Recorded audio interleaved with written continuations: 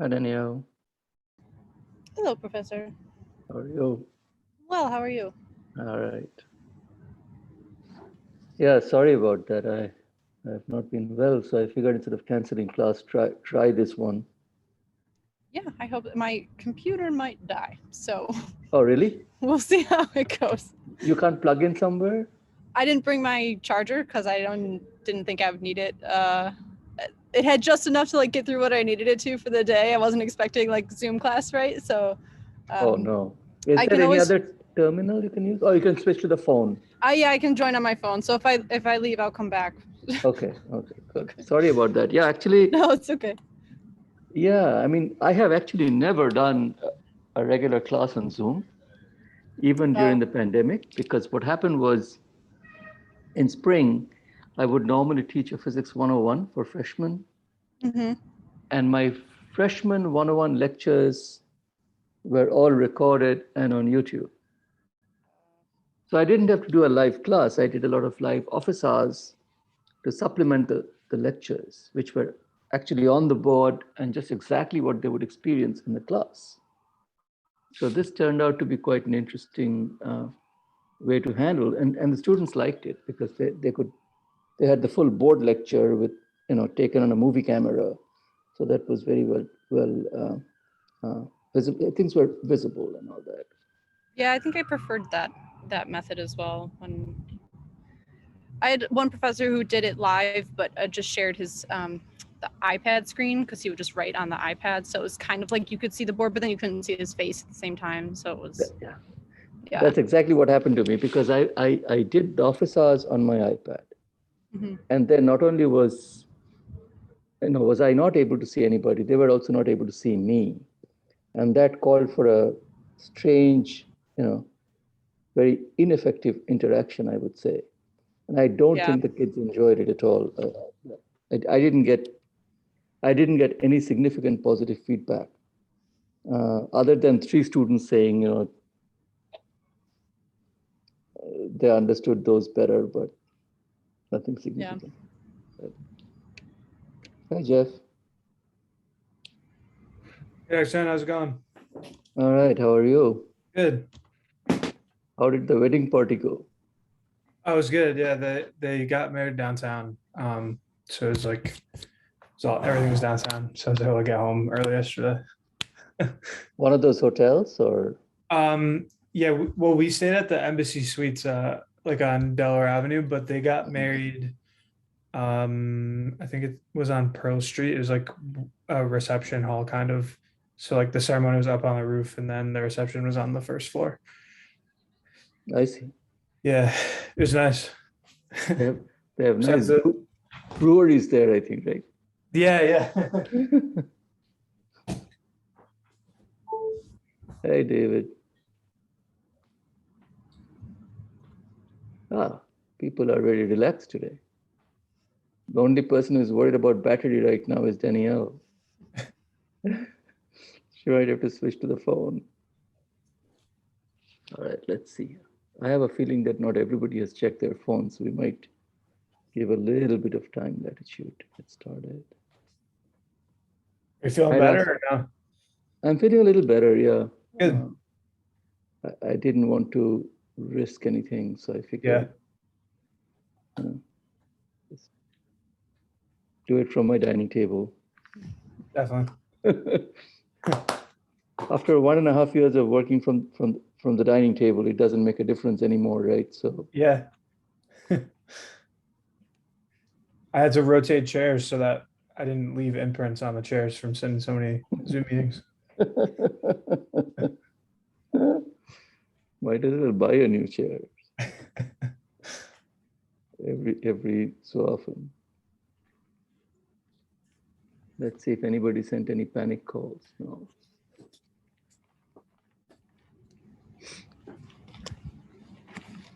All right. One more person.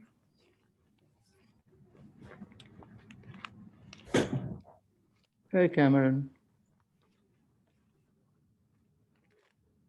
Hi, how's it going? All right, how are you? Hey, John. Doing good. John is joining in. John is dropping in, actually. is, in our parlance, a tourist. No, actually not. He wants to attend the lecture. So there you are. Yeah, I hope this doesn't become a regular event. I like doing the in-class lectures very much. And I actually honestly don't know, as I was telling Danielle, how today's will work out because I've never really done online teaching like this. My entire 101 lectures, which is what I teach in spring, they're already video recorded and on YouTube. So students just went to the pre-recorded YouTube lectures last year, and that worked out beautifully. And I did office hours, which were live. But yeah, turn this off.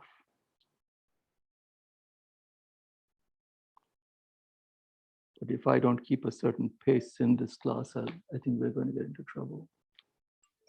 So I didn't want to cancel. Hi, Alex. Let's see, 1, 2, 3 was 7 people. 7 people, okay. So we are missing just a few. I'd asked Tracy to put a note on the door.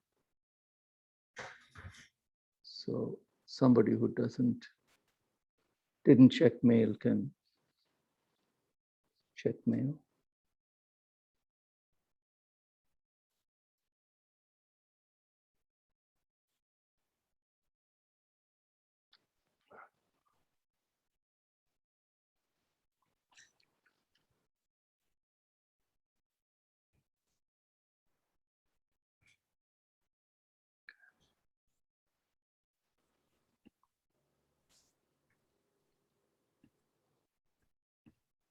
Give it a few minutes, maybe 4 or 5 minutes, and then we'll start.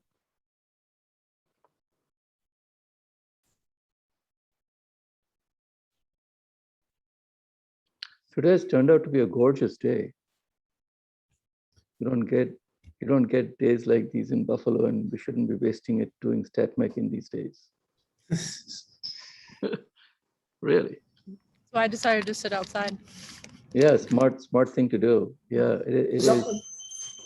Huh? There's always one nice week the entire year, and then we just jump from like the insane heat to the insane cold. So, enjoy it while you have it for 1 week. I know, it's just been, this summer has actually been quite okay in terms of getting vitamin D3, but Bit more humid though than I'd prefer to be outside with. yeah, you're right about that. I didn't hang out outside too much, but go for walks. Still am. See, I was born and raised in Calcutta, and Calcutta has a year-round humidity above 90%. So couldn't handle that. So it would be funny. It would be suppose you'll be standing at a point where it's raining and you are half inside the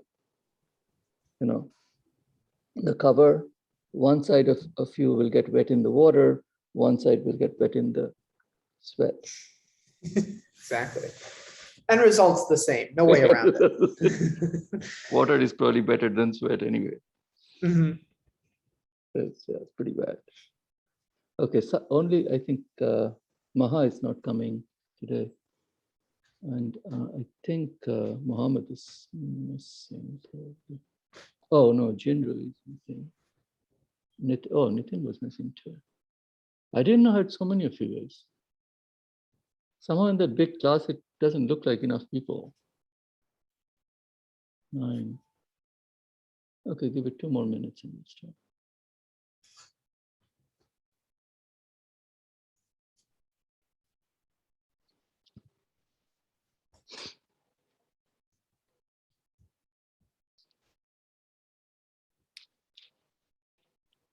Because once I get started, by the way, I'm recording it because that way,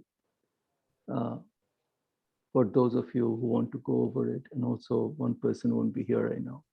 So I figured it's okay to record it, unless any of you have any major problems with it. Okay. All right, I think we can get started probably. Okay, best to take notes because we are getting into an area which is quite involved mathematically. It's not difficult, but involved. So I'll share my screen. And this is my actual, oh, his laptop doesn't have a camera. Uh-oh. Then you have a problem. Can you use a phone? Yes, Professor, I can use my phone, but I mean, the phone sometimes causes trouble. I mean, I can see you properly and I can see everything. Oh, you can see me. Okay. Yeah. Right, great. Yeah, otherwise I would have been really concerned. Okay, fine. And then it's fine. Okay, so I'm going to share my screen, but I'm just going to tell you that these are my raw lecture notes. So, so it's all handwritten. And so I'll walk through it, and that's why I think it's a good idea for you guys to write down so you can absorb the material as I go through. You can see this page, right? Lecture 2. That okay. So okay. So basically, as I was telling you guys,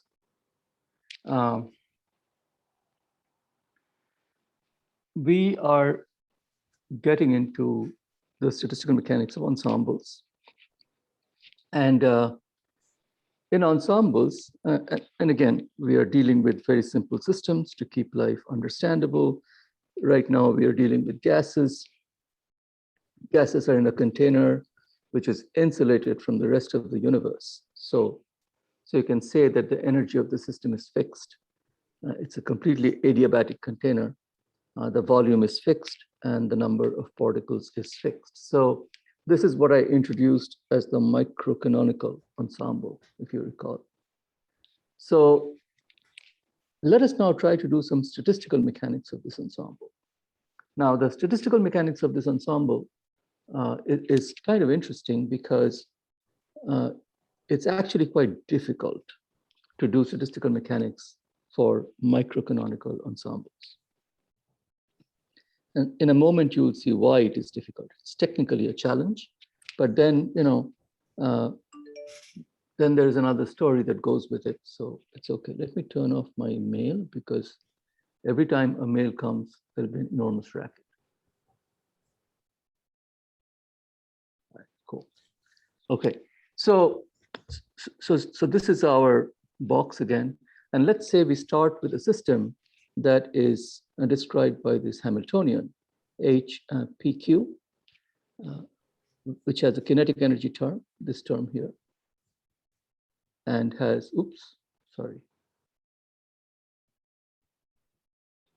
and has the potential energy term here. So it's generally speaking, it's an interacting system.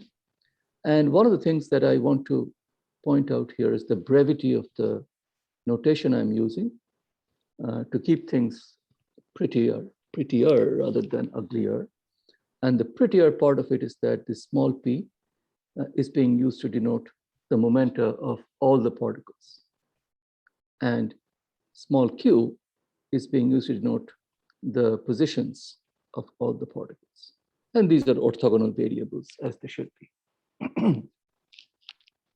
Now, so that's the Hamiltonian. One of the things that a lot of books do, I personally don't use it very much, but a lot of books use this notation. It's called the distribution function Rho. So this distribution function Rho is actually defined to be this Kronecker delta here, and I'll explain in a moment what it is, divided by what we'll soon define to be the microcanonical ensemble partition function, which is the Z of E here. So this is really the guy, the main guy, the main stat mech guy, so to speak, of the microcanonical ensemble. That's the one we really care about. So this Kronecker delta here has a very interesting meaning. It means the following. Suppose you fix the energy of the system, because remember, in our system, E is fixed. So you give it a value, whatever, it's a 5 million joules. Suppose you have, some 10 to the 19 or 20 particles.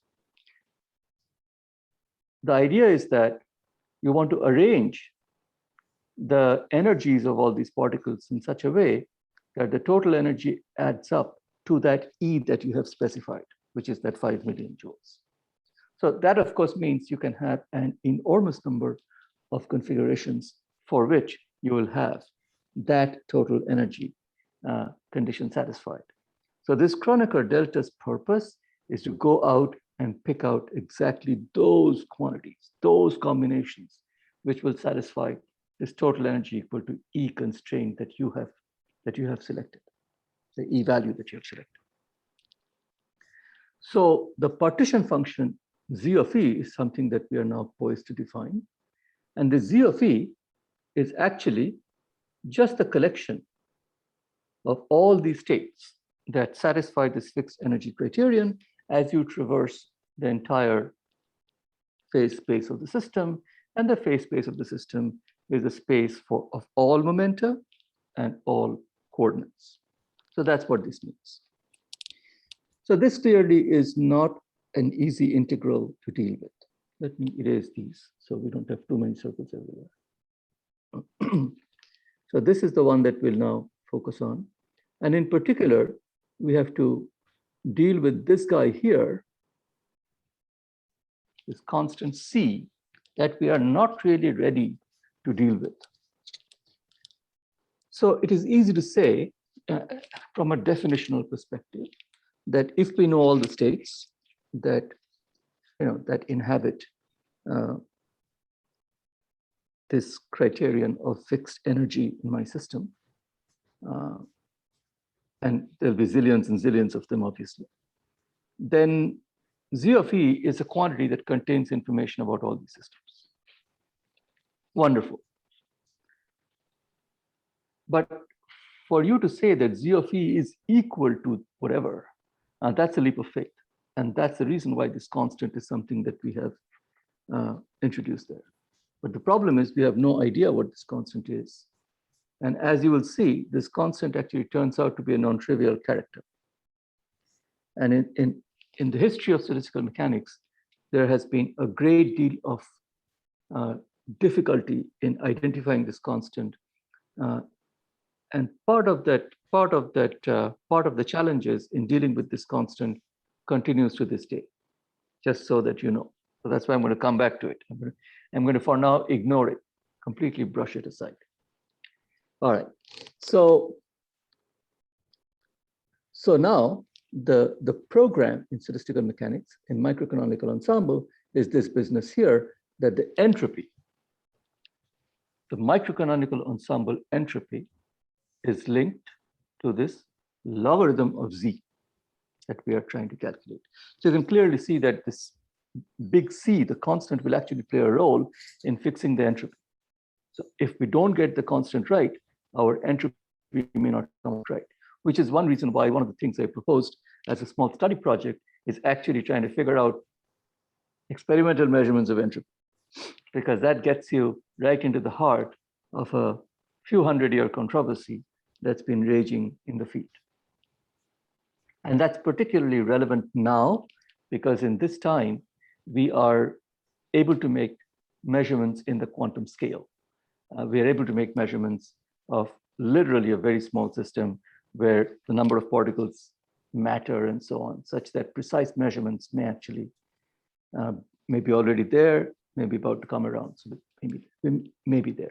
So anyway, so as you can see from an aesthetic perspective, from a calculational perspective, from a simulation perspective, the microcanonical ensemble, the EVN ensemble, is particularly attractive because you can always fix the total energy of a system, the total volume of the system. If it's a 2D system, instead of volume, you fix the area and the number of particles in the system. If it's a 1D system, instead of area, you fix the line length, and then you have the system. So this K is the Boltzmann constant, and it is not a surprise, hence, that Boltzmann played a role in fixing this thing. Why did he do this? Whenever there is a logarithm, that always means an exponential. So Boltzmann basically figured that the amount of disorder in the entropy is somehow related to the partition function through some kind of a logarithm exponential relationship. So z should be exponential of s or something like that. That was his idea. Now we'll come to that. This is actually quite magical, and there is a great deal of physics here.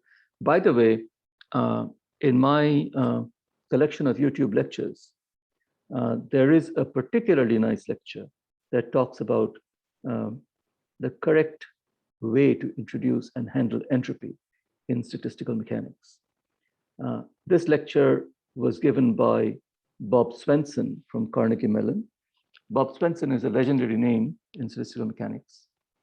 And I had invited Bob to give this talk, and you should take a look at it because it's, if anything, it's a lot of fun.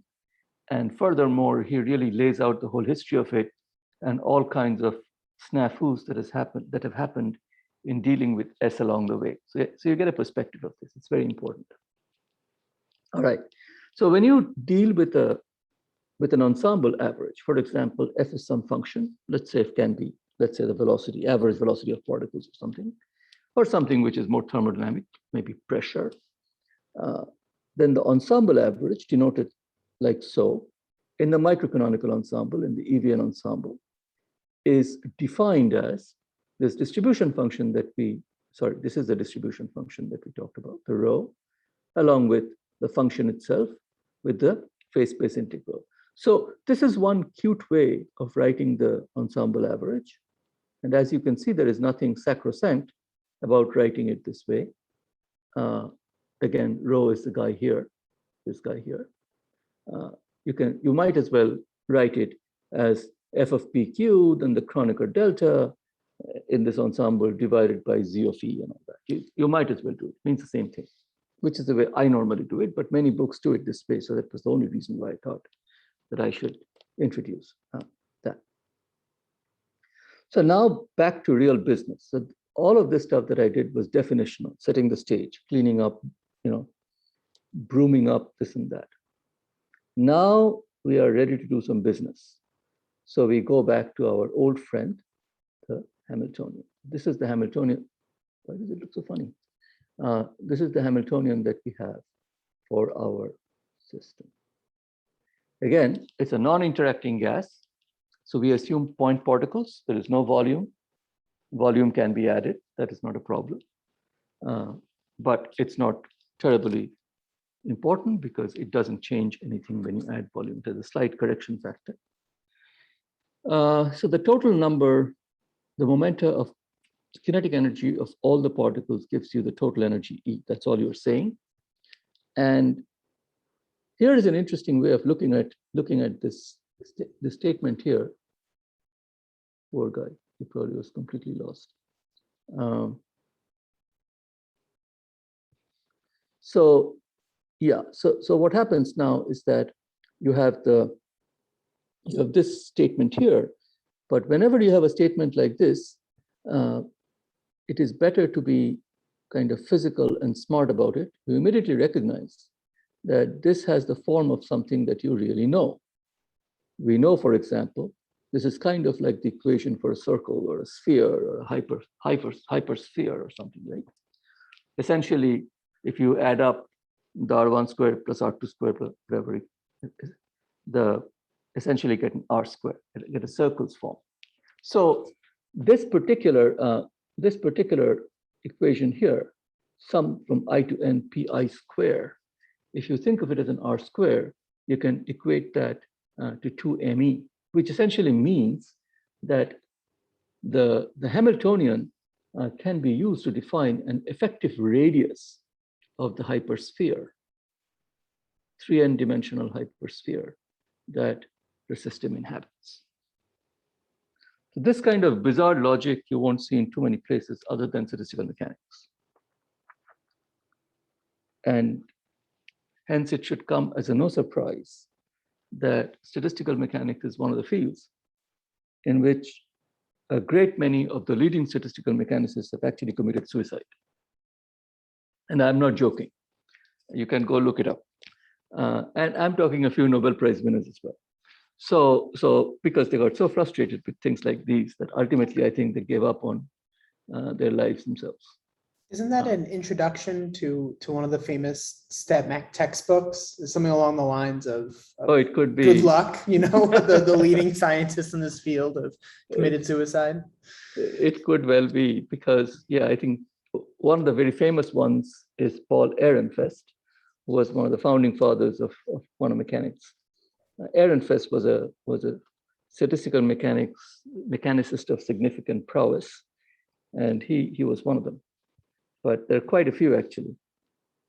Anyway, so the message here is that whenever you see the statement, think about the equation for a hypersphere, okay? And whatever is the dimensionality, in this case, each of these variables, P, would be three-dimensional, because there is a Px, Py, and Pz for every particle, n particles. So you have a three n-dimensional hypersphere for that reason, a circle being a two-dimensional hypersphere, etc. All right. So the reason why I'm pointing it out is because I'm going to use this property to my advantage very soon. So again, let's go back to our partition function now that we have realized this little thing. And what we're going to do is we're going to write the z of e, the partition function, again in terms of this constant, which we don't know. So right now we'll set the constant to 1. Eventually we'll run into trouble, and then we'll go back and fix it. So we'll set this to 1, and then we can say, well, this is an integral over all of momentum variables. This is an integral over all of the position variables. So for each particle, I can have a dqx, dqy, dqz. So I have a volume for each particle. There are n particles, which then means I should have a v to the power n popping out just from the dq part of the integral. See, dq is not involved anywhere else. So the v to the n is therefore a relatively simple factor that hangs out with us. And then this guy here, when you go through all the momentum space, remember, as you go through all the momentum space, you are just picking out those combinations of system configuration that actually satisfy the total energy E equal to fixed criterion. So in other words, that essentially lands you on the surface of this hypersphere. Again, a little bit of a jump conceptually, but it's a very beautiful mathematical statement where the role of the Kronecker delta is to take the volume integral that you have, and by imposing the Kronecker delta, because E is tied to the hyperradius R, everything is sitting on the surface of this hypersphere. Remember this guy here, E is tied to R. So when you fix E, you actually fix R. And all the configurations that give you fixed E, therefore, must be living on the surface of this hypersphere. So therefore, we can basically say that this piece of the integral, let's give it a color. Instead of making it this bland gray, let's make it this bright blue. So this part of the integral, let's put the integral in it, then becomes this A3n piece. So we will now try to find out an expression for this A3n. So let's do some simple stuff. We know that the volume of a sphere is 4/3 pi r cubed, if r is the radius. And we know the area is 4 pi r squared. So it is trivial to notice that basically the area is ddr of the volume, and therefore you apply the same super simple logic in constructing a formula like this. And then we also know that the volume is proportional to r cubed in three-dimensional space, which means in 3n dimensional space, you can think about this omega, capital omega 3n, the volume in 3n dimensional space, to be related to an r to the power 3n, just inspired with the same observation as it should be. And C3n then is our unknown. So we now have to deal with this C3n character and find out what the C3n is. But once you make this connection between omega and arc to the power 3n, you can immediately have a sort of cute expression, which is right now somewhat useless for A3n. It won't be useless as soon as we are able to estimate what this C3n, this constant here, this prefactor here, turns out to be. And that's what we'll now go for. Any questions so far?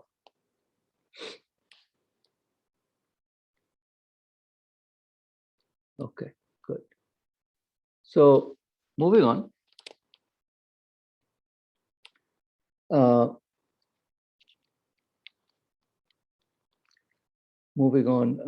We have just written up this volume integral in a little bit more explicit way to point out the 3n dimensional nature of it. And we are also reminding ourselves that for all practical purposes, that this is constrained because the total energy is constrained. This is constrained in such a way that the sum of all momenta squared is less than or equal to r squared. Because it is volume, that's why it's less than or equal to. If it was just area, it would have been equal to. Anyway, so we are now going to play a game, game meaning the following, not a real game, but whenever you are stuck with an integral that you cannot do, or you find very difficult to do, there is a cheap trick to get things under control. So, for example, I don't know if any of you have done integrals for the hydrogen atom in 2 dimensions. Hydrogen atom works out very nicely in 3 dimensions when you're looking for solving the Schrödinger equation, which is a wave equation. But in 2 dimensions, the hydrogen atom turns out to be actually marginally stable. And the integrals, therefore, are actually not nicely convergent. So this is an example where you encounter integrals that are not friendly. This particular integral is one of those unfriendly integrals. And when you have an unfriendly integral, it's always a smart idea to see if you can multiply the integrand with either an exponential function or a Gaussian function. Because what it does is it brings about convergence very nicely.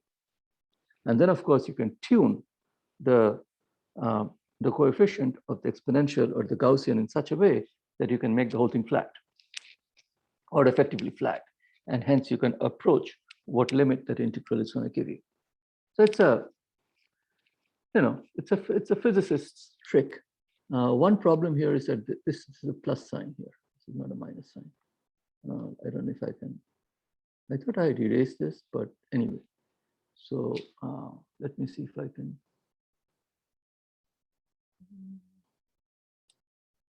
I'm not sure if this is the right thing to do, but let me try it.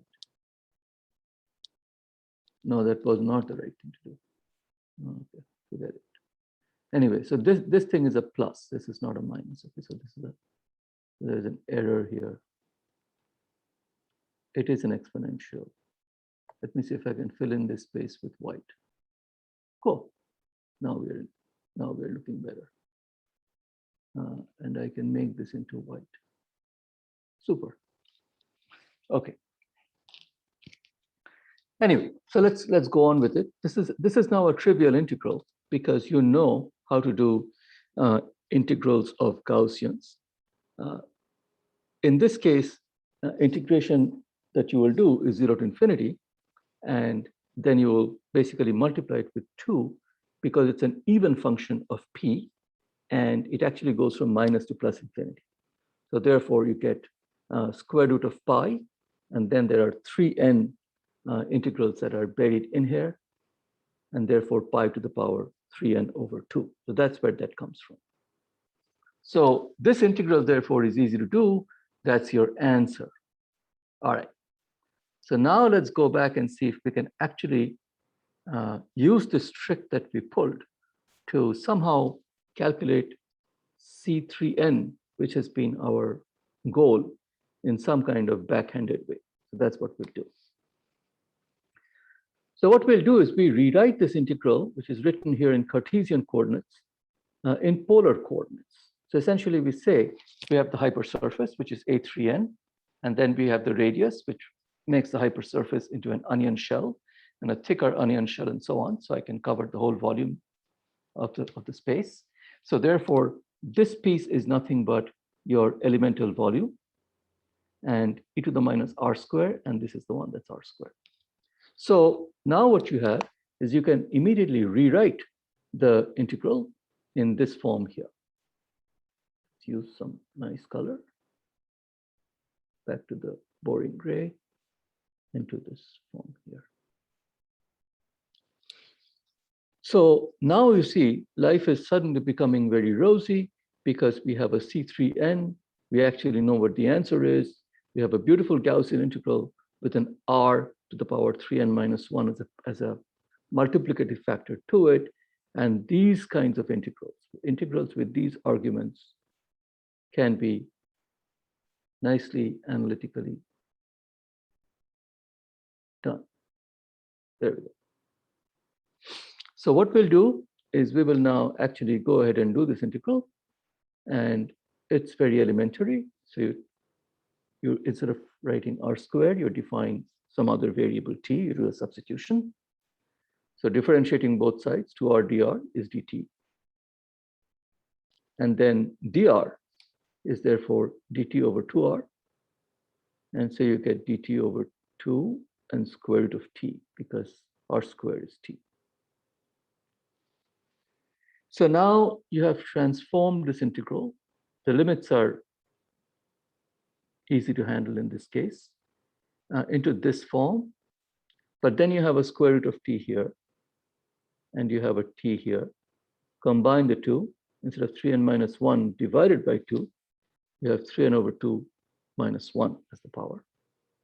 And these integrals essentially are familiar integrals to most of us. These are integral representations of the so-called gamma function. And gamma functions pop up everywhere in statistical mechanics, actually. So the gamma function basically is a product of terms and often written in terms of this factorial. So gamma of n is defined to be n minus 1 factorial, so n minus 1, n minus 2, n minus 3, da, da, da, da, until 1, that product.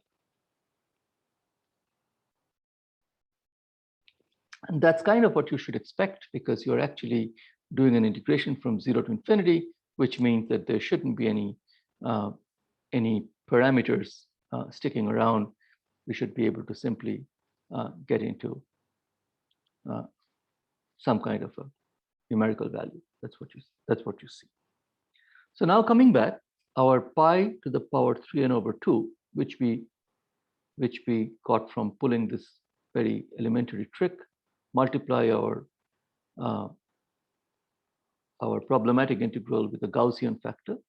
Now, instead of an exponential, in this case, by the way, a Gaussian is preferred because, again, p can acquire both positive and negative values. So therefore, Gaussian is better than an exponential. If it were p only acquiring positive values, you probably could have gotten away with an exponential integration too, exponential factor too, and that would have worked quite well. In this case, a Gaussian would be a natural choice. So therefore, you have pi 3n over 2 equal to 3n, C3n, and then this gamma function with this half that you got from this part here. This half, by the way, came from this substitution. So remember dt over 2 root 2, that's where this 2 came from. So this half is real. So now it is quite easy to actually find out what this C3n is. And you can see the C3n actually has an interesting form, which is quite noteworthy. This is your form for C3n.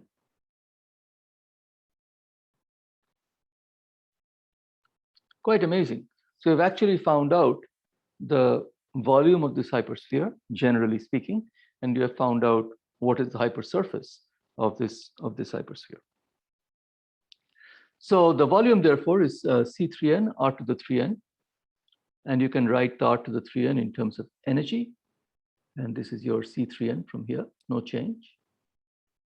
And you can also write the area of this hypersphere.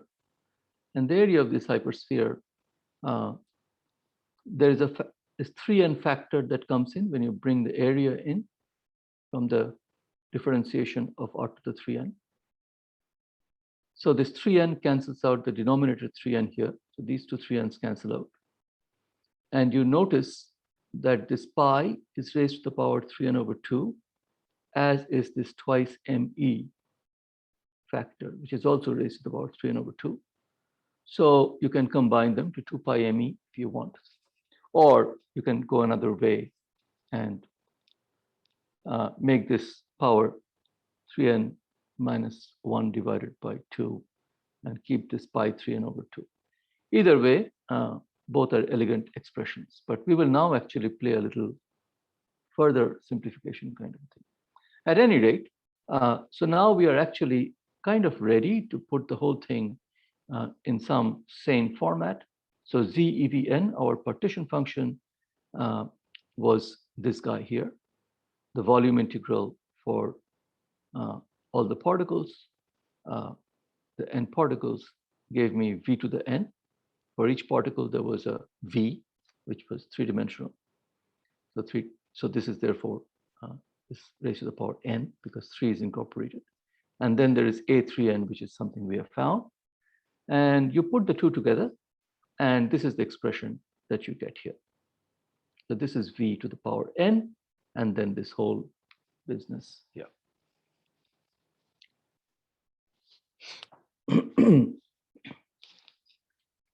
But as you will quickly see, that all the hard work that we have done may not have been necessary. And the reason why that is so is because in high dimensions, which of course our brains are not particularly good at processing, in high dimensions, there is very little difference between the surface area and the volume. The surface area and the volume are just about the same. In other words, if you have a sphere in high dimensions, then effectively you can picture it in your high dimensional version of your head as almost all of the good stuff in the sphere sits on the surface, and the rest of it is virtually a vacuum. There's nothing there. How bizarre is that? Actually, quite bizarre. I have a question on that. Yes.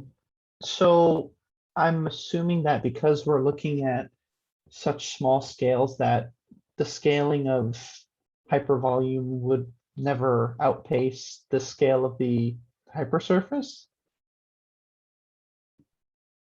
You're actually looking at very large n.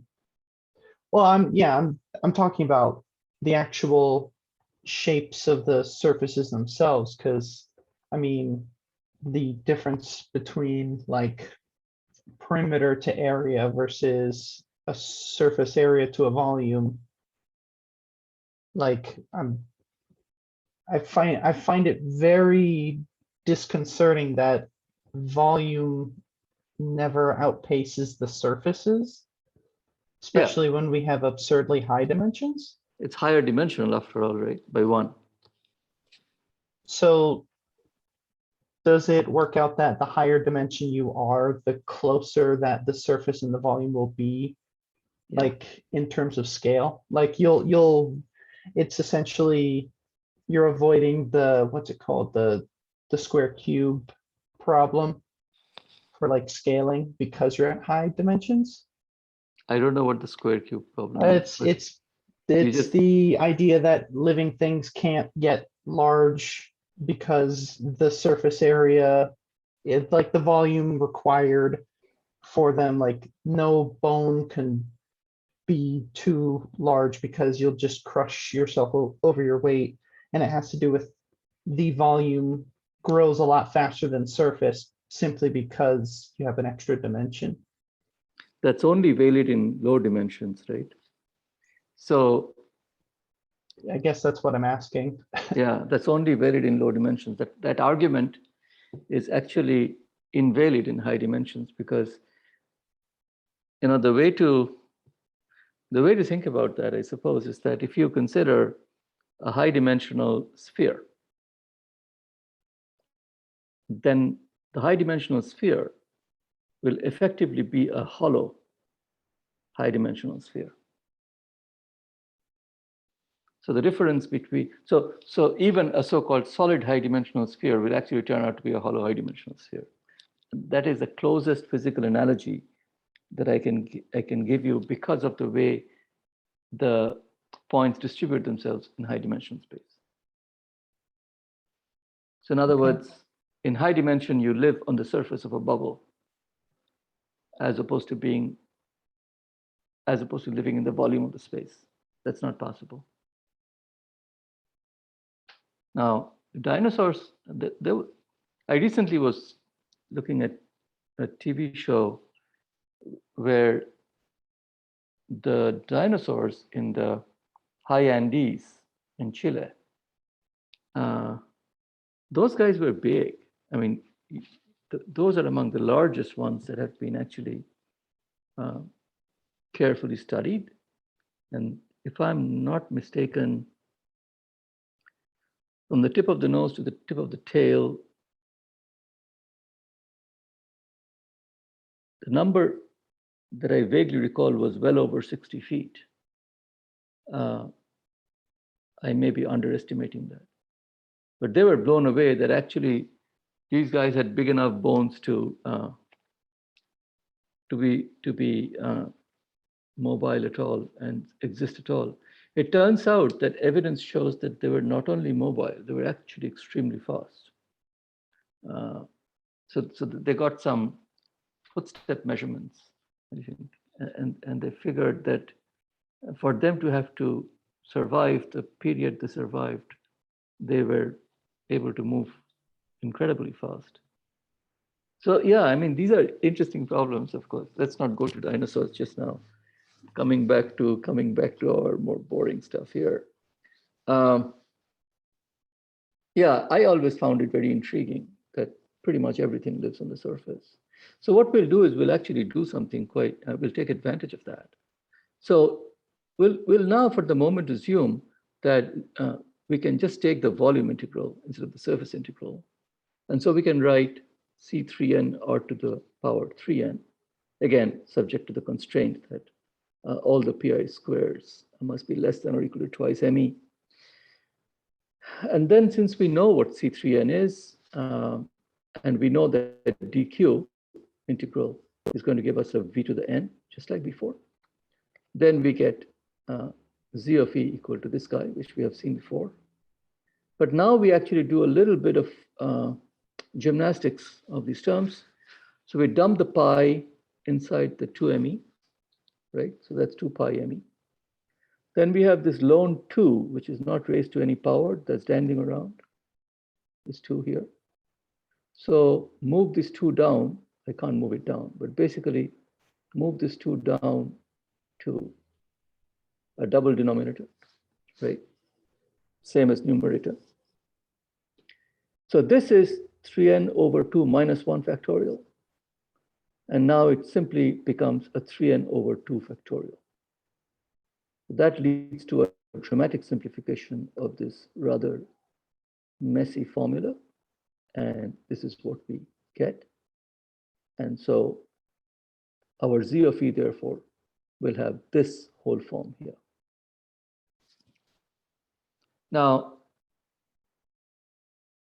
whenever you can make a simplification and you are not really doing something which is a little arbitrary, then there are some advantages to that. There's some messages in the chat.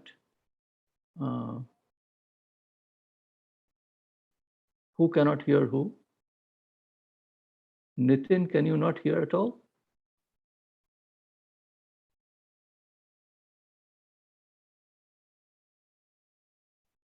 Oh, I can hear, okay. Okay. So I hope everybody is able to hear me at least. If not, then unmute yourself and give me a warning. You can't hear him, I guess. Huh? He said we can't hear him. I don't know if he was trying to ask a question. Oh, I see. Nitin, did you have a question? If you have a question, you can put it on the chat, I guess.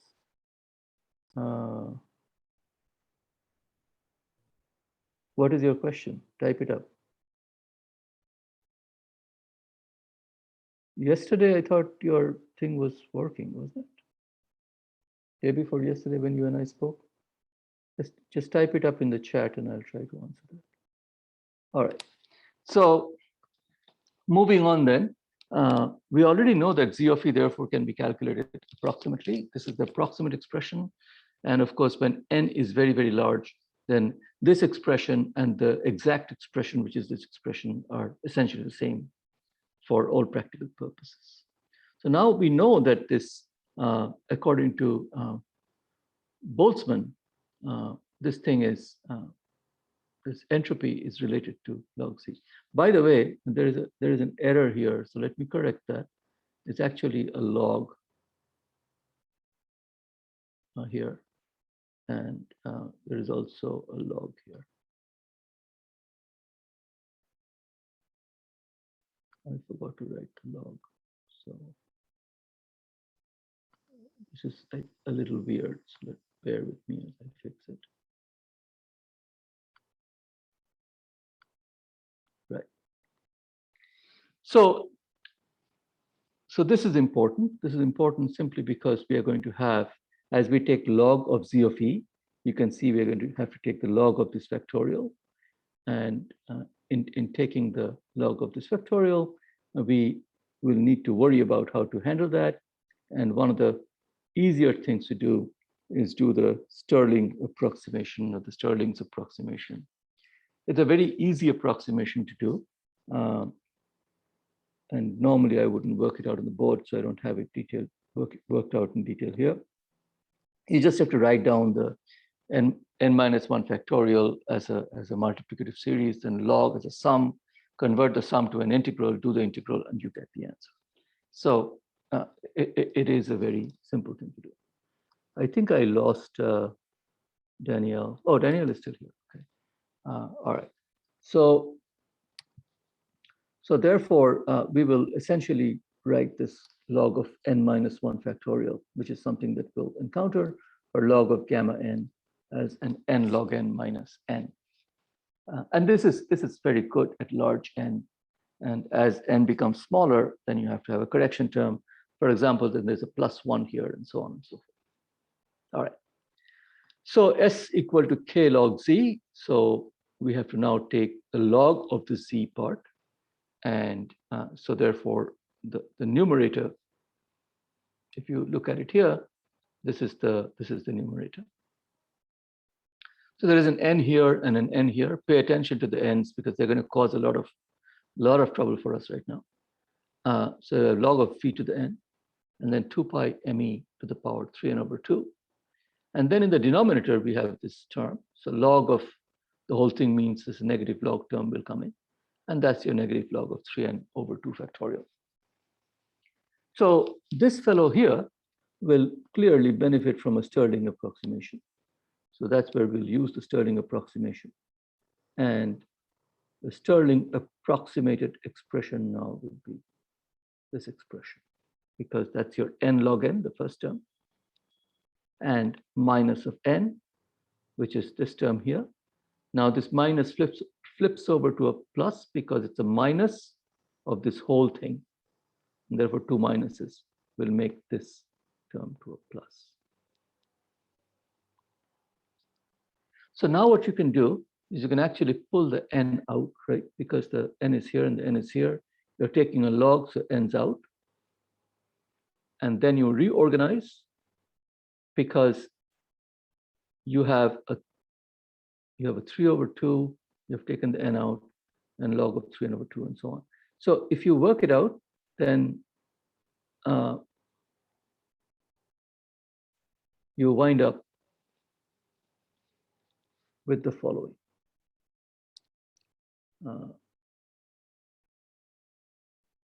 This is the 3n over 2k. This term gets sucked in here. And if you do the math, then you get this expression here. I've done a little bit of gymnastics, actually. I've combined this term with this term. That's how I get here. So you can see the 3n and the 2 goes upstairs and so on. Now,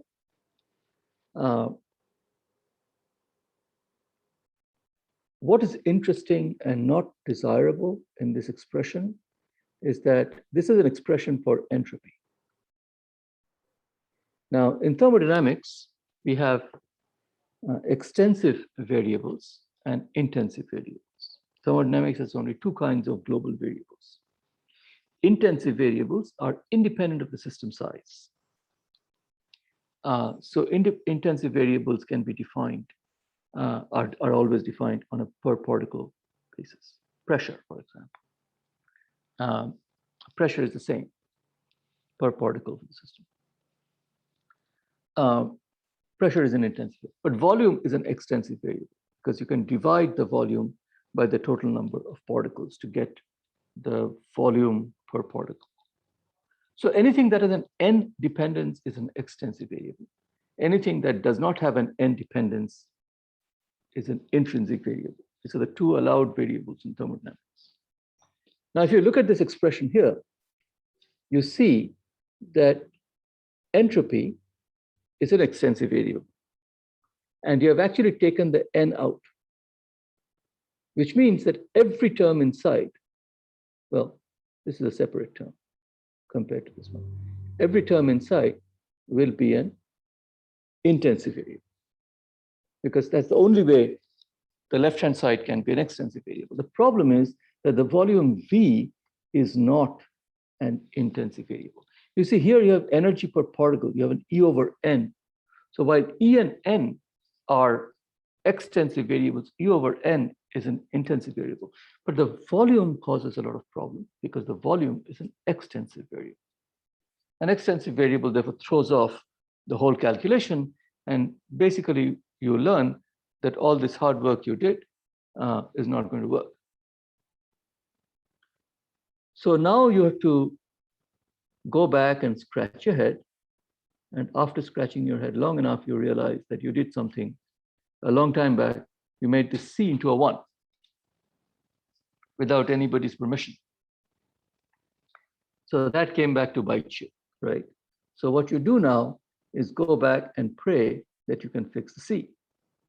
So one way to fix the problem is if you now assume without any logic, without any reason, that C is 1 over n factorial.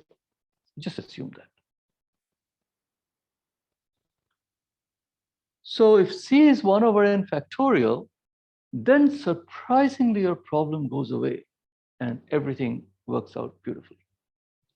In fact, if you take the logarithm and use the Stirling approximation, then it turns out that you get this log of b to the n, 2 pi me 3n over 2. So you have n and n, all of that's cool. This 1 over n factorial, log of that gives you n log n minus n. So again, a minus sign makes it a plus here. Same deal for this term. So this term here gives you these two terms here.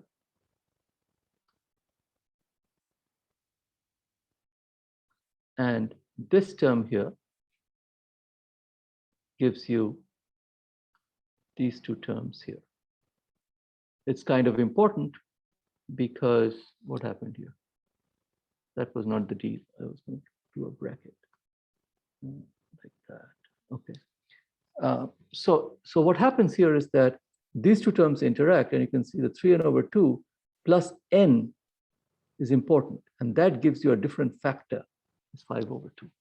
In fact, the correct expression for entropy is known to have this 5 over 2, and therefore there are reasons to believe that 1 over n factorial ansatz that we introduced, it may be not entirely wrong.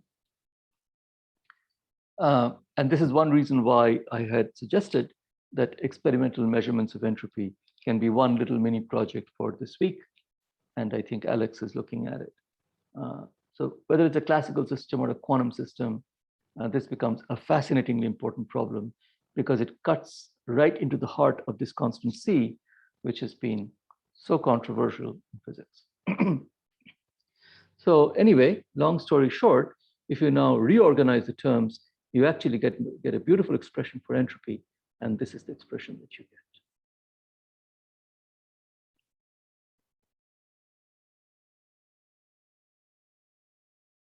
This is the expression. This expression, where small v that we introduce is actually the inverse of the number density. So instead of being number of particles per unit volume, is the volume over the number of particles. And inverse of the number density is called specific volume.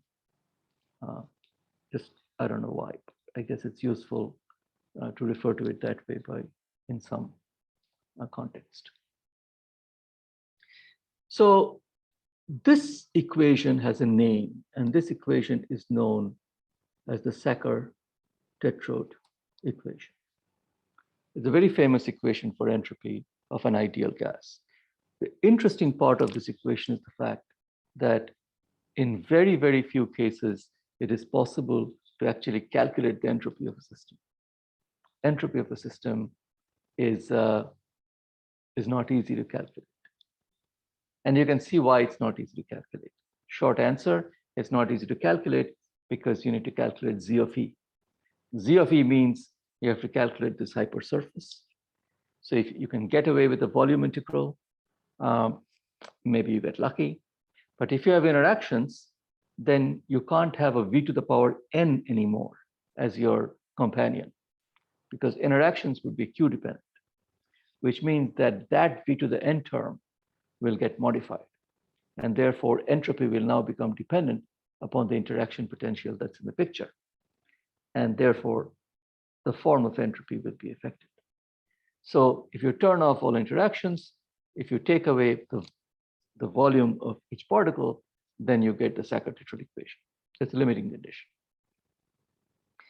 All right. One of the things that I didn't talk about yet is how to do thermodynamics easily.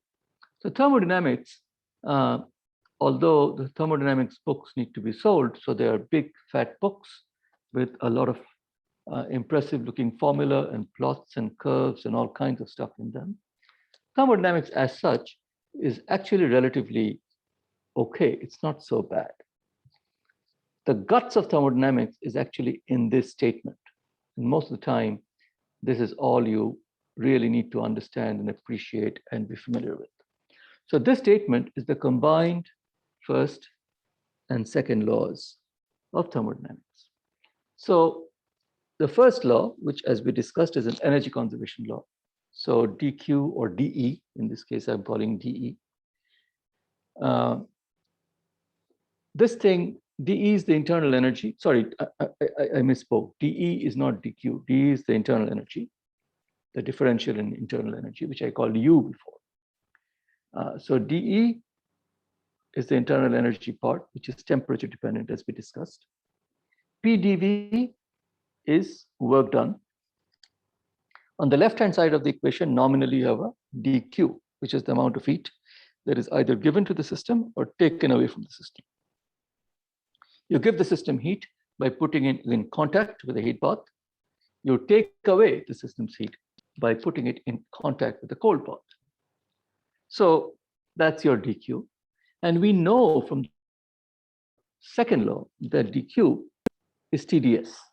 The T is absolute temperature and ds is the differential entropy.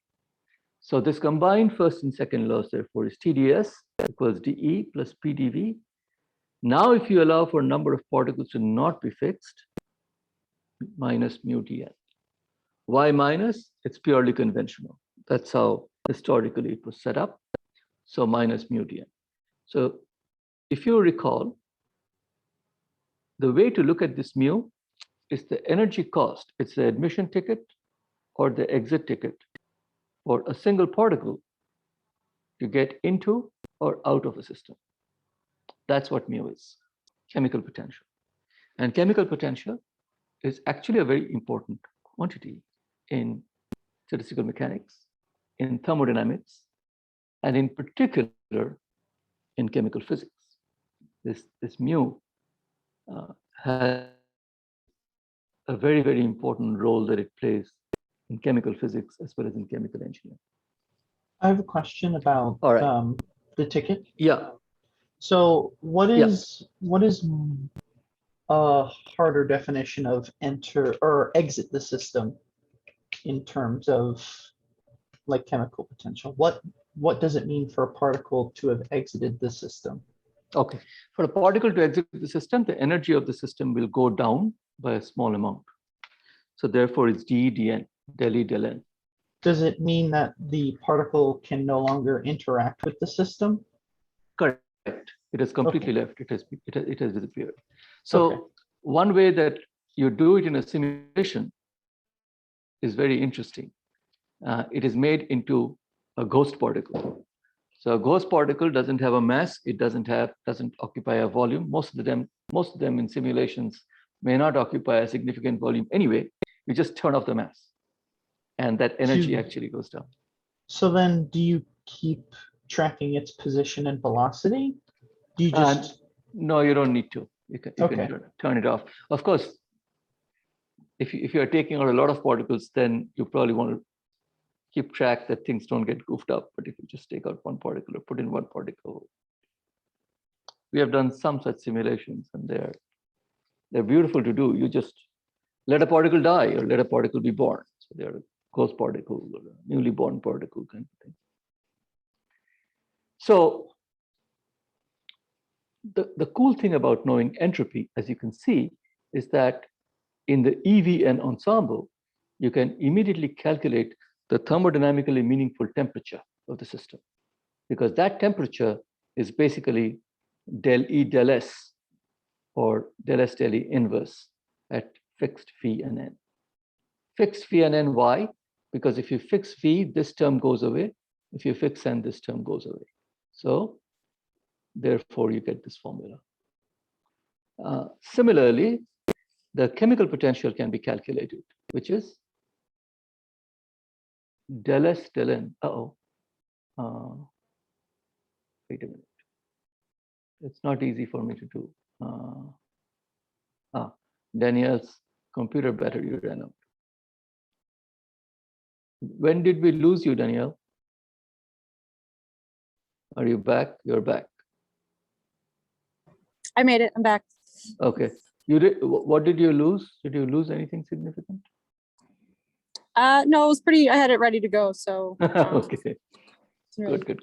Very good. So you can therefore see, in this case, mu is actually an energy cost because entropy has the same dimensions as energy. Entropy is a form of energy. And this also del S del V is pressure. So if you know the entropy expression, you can calculate these quantities. And here actually, the energy expression can be written out, and the temperature and the pressure and so on, chemical potential can be calculated. This thing has gotten chopped off. I think it's 5/3 n squared or something, or n, I think. And this is an n squared term. It looks weird, but it's correct. So one of the things I also want to point out is that you see this is an EVN ensemble. And the EVN ensemble, the right side is written in terms of dE, dV, and dN. That's unique. So you twist and turn your Gibbs-Tahem relation, which is what this is called, in terms of dE, dV, and dN, because an EVN ensemble. If you have some other ensemble, then your corresponding dE of the three variables should come in. So that we'll see very soon. All right. So I have another 10 minutes or so. So let me just go get started with this generalized ensemble theory picture. Now, this is going to be the program. So I should give you guys a sense of where we are going and why we are going the way we are going. As we discussed, the microcanonical ensemble is the fundamental ensemble from which you start defining ensembles. So what we did was we took the ideal gas and we worked out the expression for entropy for the microcanonical ensemble. And in doing so, we have essentially solved the description of the thermodynamics of the ideal gas within the microcanonical ensemble framework as exactly as possible. Just an observation here, you see T, if you do this calculation, is 2/3 NKE. So it actually gives you the the equipartition theorem, which is how much kinetic energy is carried by each particle. So if you look at E over N, it's 3 over 2 kT. kT is the unit of energy, 3 over 2 because every particle can move in 3 dimensions. With each dimension, you carry half kT, 3 halves kT is the energy per particle. So that actually is already embedded in something we calculated here. All right. So we did the microcanonical ensemble. And now the thing is that how far can you go with it? What does it tell you? Why was it worth the trouble? Well, in 1967, these 3 amazing physicists, Joy Leibowitz, Jerome Perkus, and Verlet, they wrote this paper. You can actually find this paper quite easily in Physical Review. And the idea was that in the thermodynamic limit, when everything is large, which means that the fluctuations are small, that these two go hand in hand. If you have a very large system, fluctuations are small. If you have a very small system, fluctuations become large. Fluctuations, because that's something that you would measure, and your quantities that can be fluctuating quantities can have large fluctuations. So in the thermodynamic limit, when fluctuations are small, the picture that Leibowitz, Perkus, and Verlet weaved is that the results of thermodynamic response functions, for example, a thermodynamic response function would be like the susceptibility of a gas. It can be something like compressibility of a gas. It can be something like a specific heat of a gas, or some other thermodynamic response function. So the picture was a thermodynamic response function that you will calculate for a very large system. Whether you calculate it in the microcanonical ensemble or some other ensemble, your answer should be the same. That was the physical reason why they conceived that there should be some way in the thermodynamic limit to map from one ensemble to the other and back. So if you know about one ensemble, you go to the next one. So after some observations, obviously, they came up with this theory, which is called the generalized ensemble theory. Very few courses actually teach this for reasons that I don't completely understand. But I have never taught a StatMech course where I haven't touched upon this fascinating way of looking at ensembles. Actually, most people don't get into ensembles.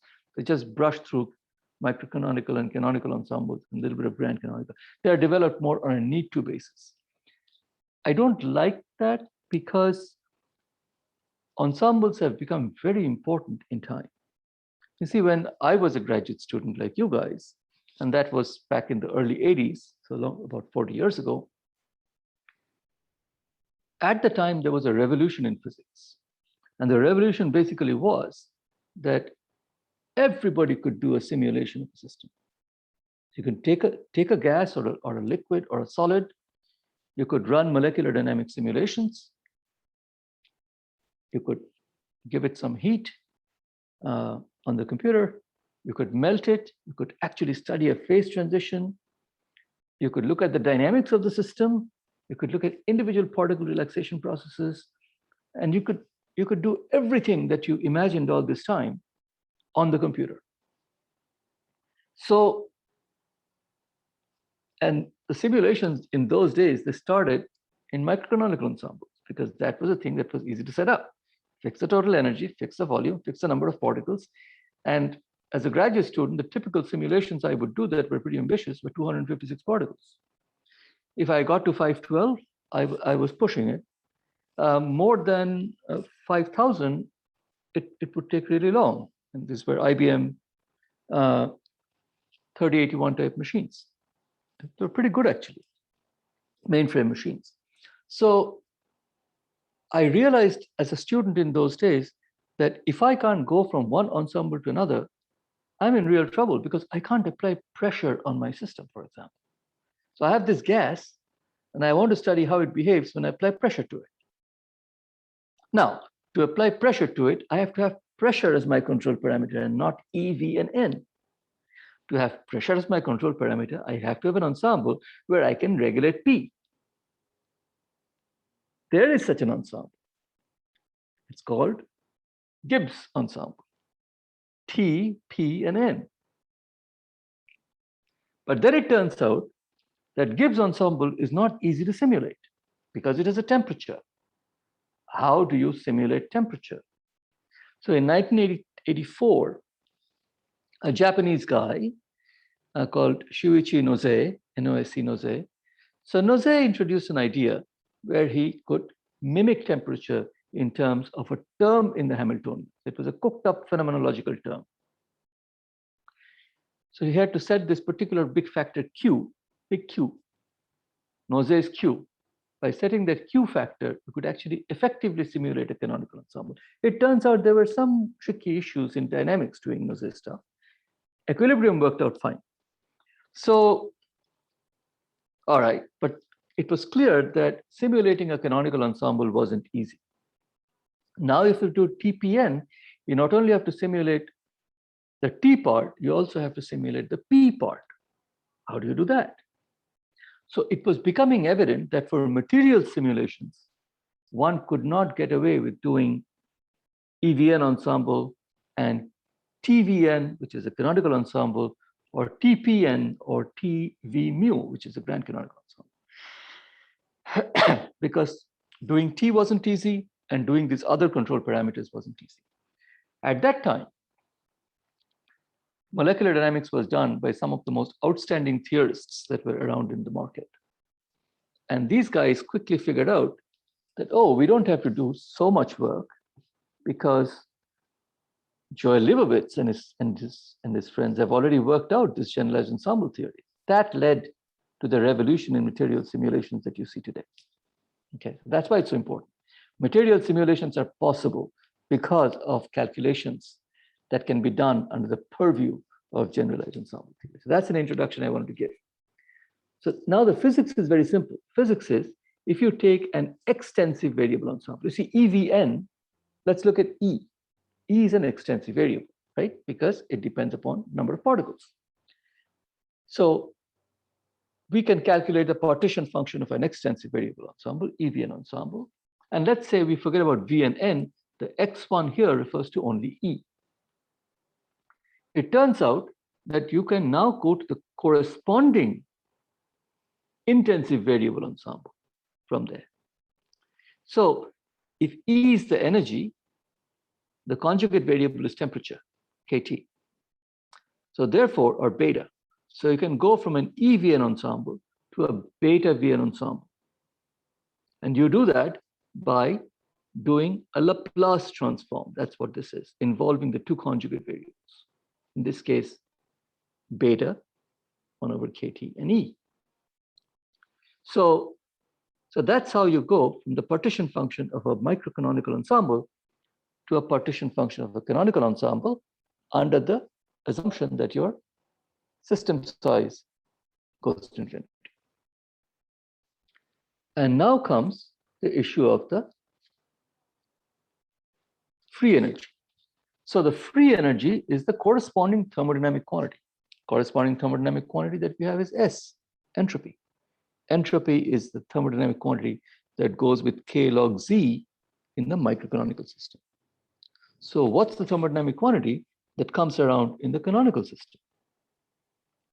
And there, Leibowitz, Perkus, and Perley gave another prescription. They said that if you know the free energy of the canonical ensemble, microcanonical ensemble, this guy here, which is the ensemble with extensive variables, then you can calculate the free energy of the canonical ensemble, as long as you do what is called a Legendre transform, which is this minus sum over K. That means there are K extensive intensive variable pairs. We'll just take one, xi times yi. So this is going to be your beta times E, right? Because that's your conjugate variable pair.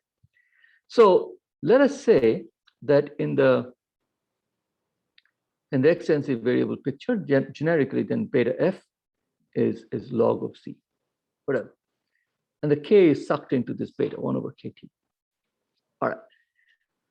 So now the picture is that Z of beta Vn, which is the canonical ensemble partition function, should be the Laplace transform of beta E times Z of EVN. And just to match up the conventions that have historically developed, what we do is we say S over K is log of Z. We make the right side dimensionless. And for the canonical ensemble, we say that the corresponding thermodynamic potential, as they call it, or thermodynamic function, is this A, which is the generic name for what's called the Helmholtz free energy in most textbooks. Historically, the Helmholtz name got attached to it. I haven't looked at the history of it. But minus beta A, again, minus is to make it consistent with what's conventionally being used. So minus beta A is log of Z beta V. So now what you have is Z of beta Vn is simply the Laplace transform e to the minus beta E of Z of EVn.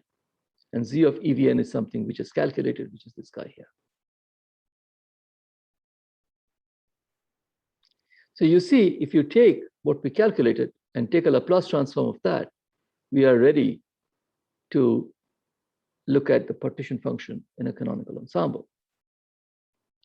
Now, this is often done analytically when possible and numerically when possible by writing this as e to the minus beta E. And this part here effectively becomes the density of states, which is how the energies are distributed, how the energy states of the system are distributed as you travel across the energy values, how the states of the system are distributed as you travel across energy values. For example, in one particular energy regime, there may not be any state. Below that energy, there may be states. Above that energy, there may be states. That's a gap. Or it may be that in one particular energy band, the number of states can diverge. So G of E, therefore, can become an important function in many, many systems. So if you want to look at constructing the partition function in the canonical ensemble in terms of this density of states, you therefore have to somehow or the other get a hang of this, what G of E is. If not, you can do it the old-fashioned way by doing it according to the formula.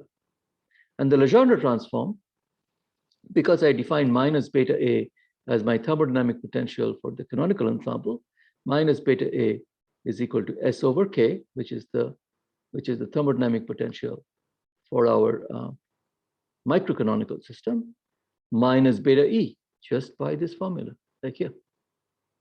So if you set things up right, then what pops out is your old friend that you probably have seen in your thermodynamics class, which is this Helmholtz free energy A is E minus Ts. So it works.